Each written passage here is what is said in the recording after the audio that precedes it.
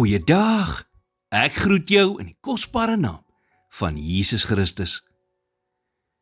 In die gedeelte waar Jesus die 10 melaatses genees het, lees ons in Lukas 17 vers 12 tot 15. En toe hy in 'n sekere dorp ingaan, kom 10 melaatse manne hom tegemoet, wat op 'n afstand bly staan het. En hulle het hul stem verhef en gesê, Jesus, Meester, wees ons barmhartig. En toe hy hulle sien, sê hy vir hulle, gaan vertoon julle aan die priesters. En onderwyl hulle weggaan, het hulle rein geword. En een van hulle, toe hy sien dat hy gesond was, het omgedraai en God met 'n groot stem verheerlik.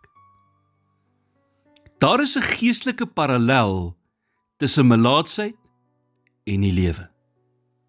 Albei kan jou onderkry. Is dit vandag die geval in jou lewe? Indien wel, neem eerstens jou probleem na Jesus.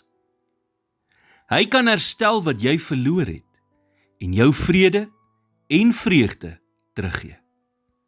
Sluk jou trots en stort jou hart voor hom uit. Desperate mense doen desperate dinge en God reageer op desperate gebede. Hy sê in Jeremia 29 vers 13, en julle sal my soek en vind, as julle na my vra, met julle hele hart.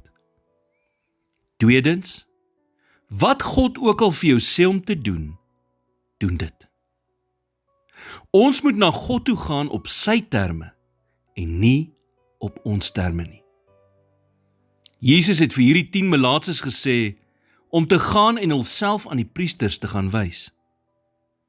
Waarom het hulle nie net genees, soos hy al die ander mense genees het nie? Geloof vereis nie verduidelikings nie.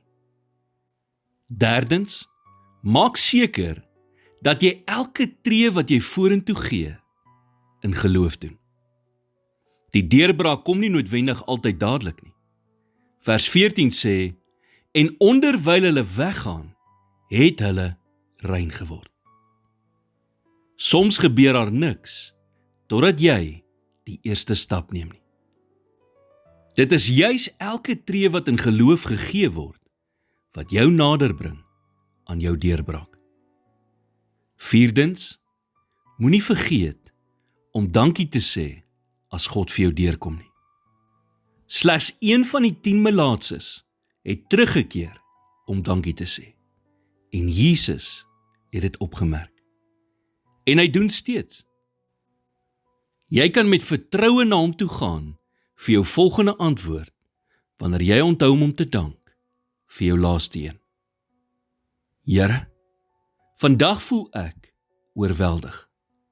My laste is swaar en my gedagtes is vol bekommernis. Ek kan dit nie alleen doen nie. Ek het u krag, u vrede en u leiding nodig. Ek gee die situasie aan u oor, in die vertroue dat u my toevlug is. Help my om met een stap op 'n slag in geloof te vat, wetende dat u met my is. In Jesus naam bid ek dit. Amen.